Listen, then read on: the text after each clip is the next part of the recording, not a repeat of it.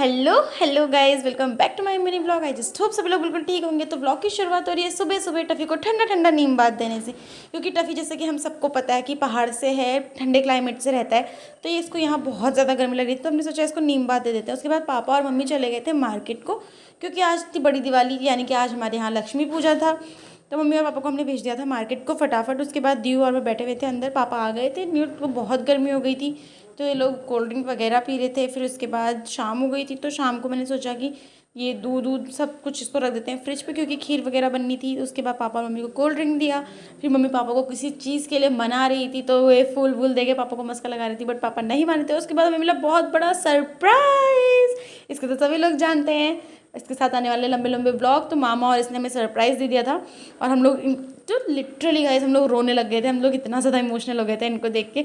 Mummy तो अभी भी रो ही रही है अपने भाई को देख के, कि बहुत बड़ी बात होती है यार। मामा लोग दिल्ली से यहाँ आ गए थे, और आते ही अंशु ने कर दिया कांड। चाय गरम गरम चाय मेरे ऊपर गिरते गिरते बच गई। अगर मैं जल जाती तो दिवाली नहीं दिवाला निकल जाता। फिर उसके बाद हम लोगों ने लगाई थी मेहंदी, और मैं दिखा रही थी मेहंदी का स्ट्रगल, क्योंकि हम फिर चाय बनाने लग गए थे। फिर रात को हमने बढ़िया सी लक्ष्मी पूजा करने से पहले एक फुलझड़ियाँ जला ली। फिर उसके बाद हम लोग अपनी अपनी शक्ल दिखा रहे थे, और हम बहुत ब्यूटीफुल लग रहे थे।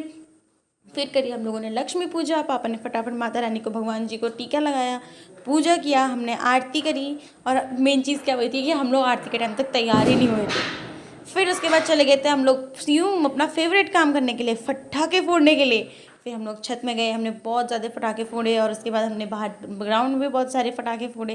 तो पटाखे वगैरह फोड़ने के बाद हम फिर से अपनी शक्ल को निहारने लग गए, क्योंकि ऐसा लग रहा था कि हम ही तो लग रहे हैं सबसे सुंदर और कुछ नहीं। और फिर रात को खाना वाना खाया, और इन जानवरों ने गाइस मेरा बिस्तर मुझसे हथियार लिया था। मुझे इतना ज़्यादा गुस्सा आता है, एक तो मुझे अपने बेड के अलावा कहीं नींद नहीं आती, ऊपर से इन तीनों ने मिलकर मेरा बेड हथियार रखा था। अंशु और अंशु, हाँ अंशु 1 और अंशु 2 दोनों आपस में लड़ रहे थे। तो आज के ब्लॉग के लिए इतनी, मिलते हैं नेक्स्ट ब्लॉग में, बाय।